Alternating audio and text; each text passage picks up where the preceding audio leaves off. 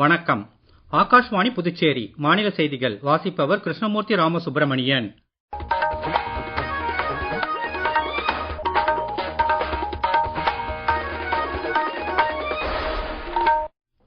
தலைப்புச் செய்திகள். நாட்டின் பாதுகாப்பு திறன்களை வலுவாக பராமரிக்க வலுவான பொருளாதாரமே அடிப்படை என்று பாதுகாப்பு அமைச்சர் திரு ராஜ்நாத் சிங் கூறியுள்ளார். முன்னேறிய இந்தியா எனும் இலக்கை எட்ட வேளாண் துறையின் வளர்ச்சி மிக அவசியம் என்று மத்திய வேளாண் அமைச்சர் திரு சிவராஜ் சிங் சௌஹான் கூறியுள்ளார். போதைப் புழக்கத்தை கட்டுப்படுத்துவதற்கான என்கார்டு ஒருங்கிணைப்பு மையத்தின் மாநில நிலைக் கூட்டம் புதுச்சேரியில் முதலமைச்சர் திரு ரங்கசாமி தலைமையில் இன்று நடைபெற்றது.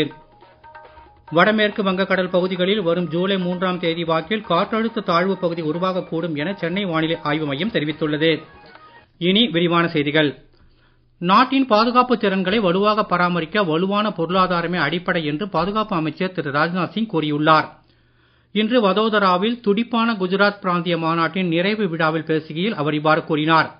இது குறித்து கூடுதல் விவரங்கள். பாதுகாப்பு உற்பத்தியில் சுயசார்பை நோக்கி இந்தியா விரைந்து முன்னேறி வருவதாக பாதுகாப்பு அமைச்சர் திரு ராஜ்நாத் சிங் கூறினார். ரசாயனம், மின்னணு, கப்பல் கட்டுமானம், புதுப்பிக்கவல்ல எரிசக்தி உள்ளிட்ட பல்வேறு துறைகளில் வலுவாக உள்ள குஜராத் மாநிலம் பாதுகாப்பு உற்பத்திக்கான உலக கேந்திரமாக மேம்பட முடியும் என்று அவர் தெரிவித்தார். ராணுவ விமானங்களை தயாரிப்பதற்கான நாட்டின் முதலாவது தனியார் உற்பத்தி ஆலை ஏற்கனவே வதோதராவில் தொடக்கப்பட்டிருப்பதையும் அவர் சுட்டிக்காட்டினார். துடிப்பான குஜராத் பிராந்திய மாநாட்டின் போது மொத்தம் 3.34 லட்சம் கோடி ரூபாய் மதிப்பில் புரிந்துணர்வு ஒப்பந்தங்கள் இறுதி செய்யப்பட்டுள்ளதாகவும் இதனால் வதோதரா பகுதியில் 1.97 லட்சம் வேலை வாய்ப்புகள் உருவாகும் என்றும் குஜராத் முதலமைச்சர் திரு பூபேந்திர பட்டேல் தெரிவித்தார். நாடு முழுவதிலும் உள்ள நெடுஞ்சாலைகளில் விபத்துகள் மற்றும் மண் சரிவுகளுக்கு வாய்ப்பு அதிகம் உள்ள பகுதிகளை அரசு கண்டறிந்து 50,000 கோடி ரூபாய் மதிப்பீட்டில் மேம்பாட்டு பணிகளை மேற்கொண்டுள்ளதாக மத்திய சாலை போக்குவரத்து மற்றும் நெடுஞ்சாலைகள் துறை அமைச்சர் திரு நிதின் கட்கரி கூறியுள்ளார். இன்று புதுடெல்லியில் சாலை பாதுகாப்பு தொடர்பான நிகழ்ச்சி ஒன்றில் அவர் பேசுகையில், இந்திய நெடுஞ்சாலைகளில் பாதுகாப்பை அதிகரிக்க உலகத் தரம் வாய்ந்த சாலை பொறியியல் அம்சங்களும் உரிய அடையாள பலகைகளும் பயன்படுத்தப்படுவதாக கூறினார். அதே சமயம் பொதுமக்களும் சாலை விதிகளை முற்றிலுமாக பின்பற்றினால்தான் முழு அளவிலான சாலை பாதுகாப்பை உறுதிப்படுத்த முடியும் என்று அவர் குறிப்பிட்டார். அதிவேகமாக வாகனம் ஓட்டுவதை தவிர்த்தல், சீட் பெல்ட் மற்றும் தலைக்கவசம் அணிதல், வாகனம் ஓட்டும் போது மொபைல் தொலைபேசியில் பேசுவதை தவிர்த்தல் மற்றும் இதர சாலை பாதுகாப்பு விதிமுறைகளை அவர் வலியுறுத்தினார். மத்திய சுகாதார அமைச்சர் திரு ஜே.பி. நட்டா இன்று புதுடெல்லியில் கல்லீரல் மற்றும் பித்தநாள அறிவியல் கழகத்தின் 10வது பட்டமளிப்பு விழாவில் கலந்து கொண்டு பட்டங்கள் மற்றும் பதக்கங்களை வழங்கி சிறப்பித்தார். நாட்டின் மருத்துவ கட்டமைப்பை வலுப்படுத்தும் அதேவேளை மருத்துவத் துறையில் பயிற்சி பெற்ற மனித வளத்தை அதிகமாக உருவாக்குவதிலும் அரசு முக்கிய கவனம் செலுத்துவதாக அவர் தமது உரையில் கூறினார். பிரதமர் திரு நரேந்திர மோடி தலைமையிலான ஆட்சியில் நாட்டில் மொத்தமுள்ள மருத்துவக் கல்லூரிகளின் எண்ணிக்கை 818 ஆகவும் மருத்துவ மாணவர் சேர்க்கை இடங்களின் எண்ணிக்கை 1,20,000 ஆகவும் அதிகரித்திருப்பதாக அமைச்சர் தெரிவித்தார். முன்னேறிய இந்தியா எனும் இலக்கை எட்ட வேளாண் துறையின் வளர்ச்சி மிக அவசியம் என்று மத்திய வேளாண் அமைச்சர் திரு சிவராஜ் சிங் சௌஹான் கூறியுள்ளார். இன்று ஹரியானா மாநிலம் ஹிசாரில் கேத் பச்சாவ் எனும் வயல்வெளி பாதுகாப்பு இயக்கத்தின் நிறைவு விழாவில் பேசுகையில் அவர் இவ்வாறு கூறினார். மண்ணின் வளம் குறித்த தகவல்கள் மற்றும் மண் வளத்திற்கு ஏற்ற உரங்கள் குறித்த பரிந்துரைகளை விவசாயிகளுக்கு வழங்க மொபைல் செயலி ஒன்றை அரசு உருவாக்கி வருவதாக அவர் தெரிவித்தார். விவசாயிகள் மண் வளத்தை பாதுகாக்கும் வகையில் உரங்கள் மற்றும் பூச்சிக்கொல்லி மருந்துகளை சமச்சீராக பயன்படுத்த வேண்டும் என அமைச்சர் கேட்டுக்கொண்டார். இயற்கை வேளாண்மையில் கூடுதல் கவனம் செலுத்த வேண்டும் என்றும் அவர் வலியுறுத்தினார். எல்னினோ விளைவினால் மழை அளவு குறைவதின் தாக்கங்களை சமாளிக்க பல்வேறு வழிமுறைகளை அரசு ஆராய்ந்து வருவதாக அமைச்சர் மேலும் தெரிவித்தார். கிராமப்புறங்களில் மாற்றம் கொண்டு வருவது குறித்த பிரதமர் திரு நரேந்திர மோடியின் தொலைநோக்கு பார்வைக்கு ஏற்ப புதுடெல்லியில் மத்திய ஊரக வளர்ச்சி அமைச்சகத்தால் ஏற்பாடு செய்யப்பட்டிருந்த 2 நாள் தேசிய ஊரக வளர்ச்சி மாநாடு இன்று முடிவடைந்தது. மத்திய மாநில ஒருங்கிணைப்பு, சமூக பங்கேற்புடன் கூடிய வளர்ச்சி மற்றும் தொழில்நுட்பங்களின் அடிப்படையிலான நிர்வாகத்தை வலுப்படுத்துவதன் மூலம் முன்னேறிய கிராமங்கள் முன்னேறிய இந்தியா எனும் இலக்கை எட்ட இம்மாநாட்டில் உறுதி ஏற்கப்பட்டது. விக்சித் பாரத், ஜி ராம்ஜி உள்பட ஊரக வளர்ச்சி தொடர்பான அரசு திட்டங்களின் அமலாக்கம் குறித்தும் இது தொடர்பான மாநில அரசுகளின் சிறந்த நடைமுறைகளை பகிர்ந்து கொள்வது குறித்தும் விவாதிக்கப்பட்டது. கிராமங்களில் வீட்டு வசதி மற்றும் போக்குவரத்து இணைப்புகளை மேம்படுத்துவது குறித்தும், பருவநிலைக்கு ஏற்ற வாழ்வாதார வசதிகளை உருவாக்குவது குறித்தும், பெண்கள் தலைமையிலான வளர்ச்சி குறித்தும் ஆலோசிக்கப்பட்டது. இந்திய ராணுவத்தின் தலைமை தளபதியாக ஜெனரல் தீரஜ் சேத் இன்று பொறுப்பேற்றுள்ளார். ராணுவ தளபதி பதவியில் இருந்து ஓய்வு பெறும் ஜெனரல் உபேந்திர துவேதியிடம் இருந்து பொறுப்புகளை அவர் பெற்றுக் கொண்டார். அனுபவம் வாய்ந்த போர் வீரரும் சிறந்த நிர்வாகியுமான ஜெனரல் தீரஜ் சேத் தலைமையில் இந்திய ராணுவம் புதிய உயரங்களை எட்டும் என்று ஜெனரல் துவிவேதி கூறினார். மகோன்னத மரபுகள், தொழில்முறை திறன்கள் மற்றும் மன உறுதிக்கு பெயர் பெற்ற இந்திய ராணுவம் தயார் நிலை, சமநிலை மற்றும் விழிப்பு நிலையை தொடர்ந்து பராமரித்து வருவது பாராட்டத்தக்கது என்றும் அவர் குறிப்பிட்டார். நீங்கள் கேட்டுக்கொண்டிருப்பது மாநில செய்திகள்.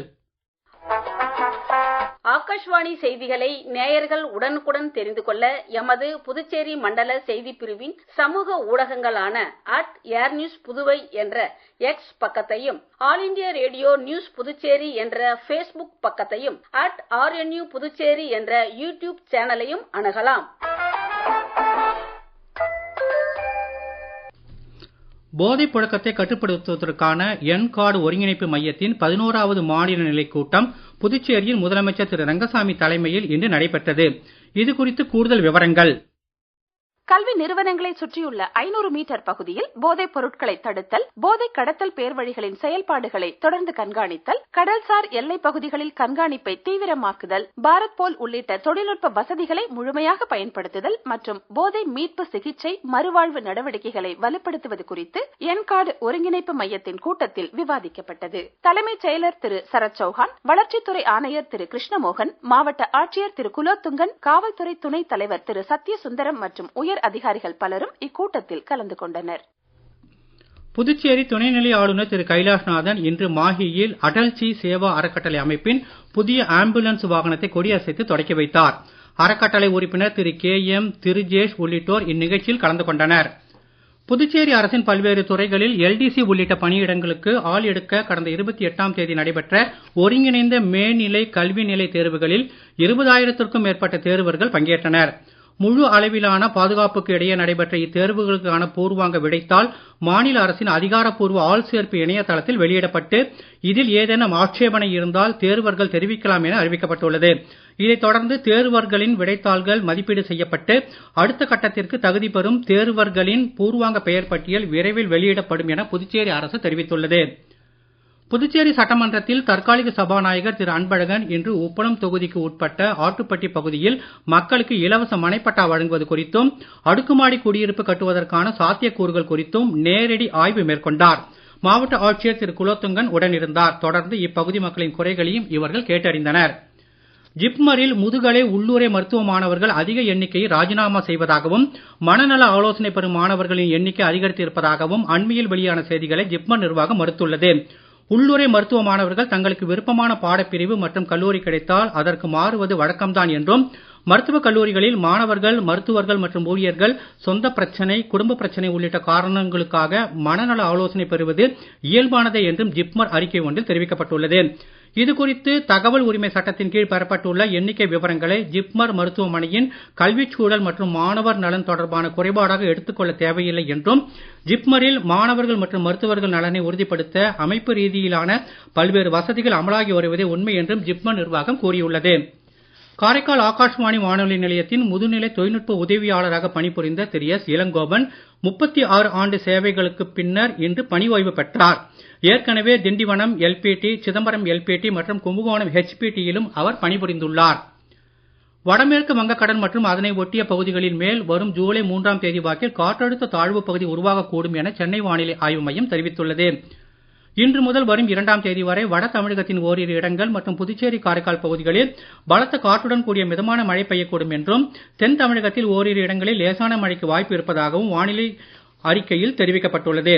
ஜூலை 6ஆம் தேதி வரை மழை நீடிக்கலாம் என்று எதிர்பார்க்கப்படுகிறது. ஃபிஃபா உலகக்கோப்பை கால்பந்து போட்டித் தொடரில் இந்திய நேரப்படி இன்று இரவு 10:30 மணிக்கு ஆர்லிங்டனில் நடைபெறும் போட்டியில் நார்வே, ஐவரி கோஸ்ட் அணிகள் மோத உள்ளன. முன்னதாக இன்று நடைபெற்ற போட்டிகளில் மொராக்கோ, பிரேசில் மற்றும் பராகுவே அணிகள் வெற்றி பெற்று ரவுண்ட் ஆப் 16 சுற்றுக்கு முன்னேறியுள்ளன. மீண்டும் தலைப்புச் செய்திகள். நாட்டின் பாதுகாப்பு திறன்களை வலுவாக பராமரிக்க வலுவான பொருளாதாரமே அடிப்படை என்று பாதுகாப்பு அமைச்சர் திரு ராஜ்நாத் சிங் கூறியுள்ளார். முன்னேறிய இந்தியா எனும் இலக்கை எட்ட வேளாண் துறையின் வளர்ச்சி மிக அவசியம் என்று மத்திய வேளாண் அமைச்சர் திரு சிவராஜ் சிங் சௌஹான் கூறியுள்ளார். போதைப் புழக்கத்தை கட்டுப்படுத்துவதற்கான என்கார்டு ஒருங்கிணைப்பு மையத்தின் மாநில நிலைக் கூட்டம் புதுச்சேரியில் முதலமைச்சர் திரு ரங்கசாமி தலைமையில் இன்று நடைபெற்றது. வடமேற்கு வங்கக்கடல் பகுதிகளில் வரும் ஜூலை 3ஆம் தேதி வாக்கில் காற்றழுத்த தாழ்வு பகுதி உருவாகக்கூடும் என சென்னை வானிலை ஆய்வு மையம் தெரிவித்துள்ளது. இத்துடன் இந்த செய்தி அறிக்கை நிறைவு பெறுகிறது. வணக்கம்.